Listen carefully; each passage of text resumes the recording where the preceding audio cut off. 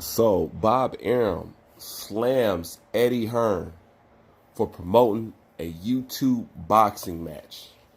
Bob Arum goes on to say in this article that it just looks desperate for Eddie Hearn to promote two YouTubers on the DAZN platform.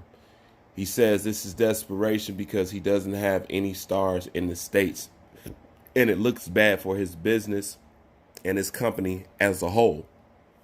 He also goes on to say he said he wouldn't do it because he says that it's like participating in a joke. He said if you want to be taken that kind of way and if people want to see that kind of thing, but I wouldn't do that. And I just wanted to touch on that right quick. Number one, I don't believe that Bob Arum wouldn't do anything if the money wasn't right. So let me just shoot that down right there. But saying it looks desperate to promote two YouTubers on what's supposed to be a prestigious premier boxing platform, one that's supposed to rival the one in the States and just cripple the America's boxing infrastructure as a whole, this is not the way to go. But then again, it's anything for numbers and views. But this is the thing. You cannot turn people into boxing fans. You can only turn them into casual boxing fans, which is why pay-per-view serves a high purpose. Thinking you can absorb their subscriber base, they first have to be interested in boxing beyond just KSI and Paul Logan fighting. Meaning, if the standard of boxers today is not entertaining enough for them to get involved into the sport, and you need a Paul Logan and a KSI to do it, then that shows that no matter what they do, you won't truly morph those into true boxing fans, because the standard boxer, which is of higher quality than the people that you're displaying on your prestigious platform, okay, are of better pedigree than what you're displaying to the people. So how do you expect them to watch boxers when they're satisfied with a secondary, third-dairy, fourth-dairy version of the real thing? And you put prestigious boxers, well-known careers, up under these YouTube boxers. Number one, people don't realize it yet until you do it. You're disrespecting the boxer and you're downgrading the sport.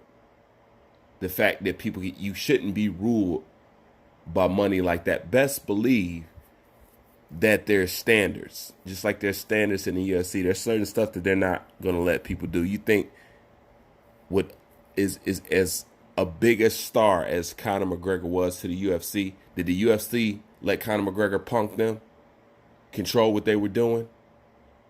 No, they maintained a level of discipline within their structure and rules that had to be followed. When you do this, Bob Arum is correct. It is a sign of desperation. It does look bad for your platform. It shows that you have nothing better to do.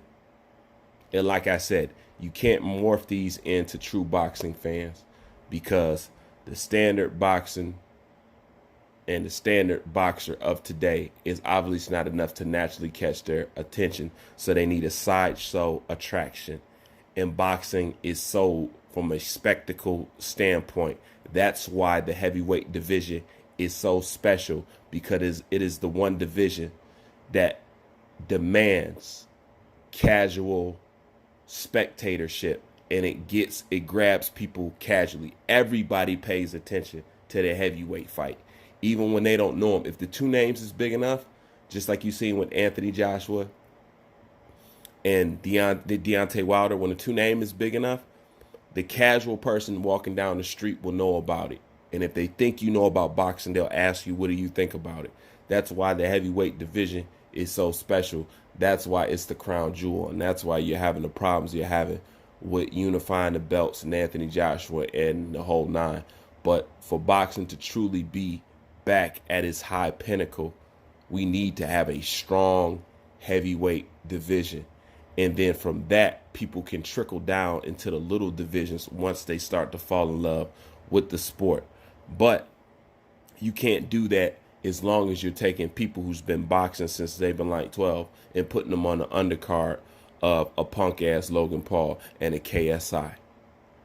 If boxers want to play themselves like that, go ahead. They don't realize they're playing themselves yet, but what they're doing is, you're opening the window for something bigger. You're opening the window for people to come in and potentially make much more money than you. Let me paint a picture of what I'm talking about, okay? Just picture if I gather enough steam and if I gather enough followers and I get a huge following or something like that, right?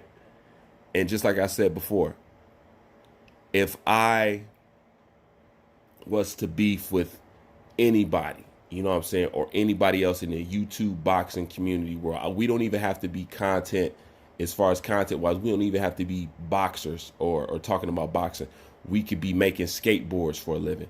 And if our following is big enough, or your following is big enough, and we can make it known that me and you have a problem, and we can say we want to fight, then that means anybody off the street can be KSI and Paul Logan and make more money than professional boxers. Did you follow what I just said? So you're opening a window low-key to Pandora's box to have boxers almost wiped out.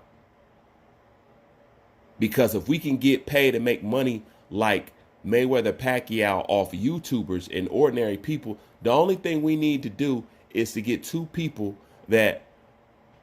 groups of people are very fond of, create a social beef, meaning we would all pay for celebrity fights. You know what I'm saying?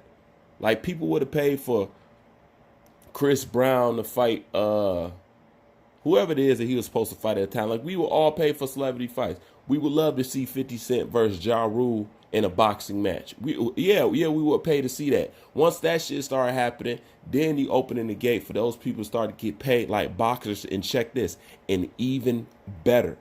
So you better be careful with this whole situation because it could put your ass out of a fucking job. Anyways, that's my thoughts on it. Bruce Vane, I'm out.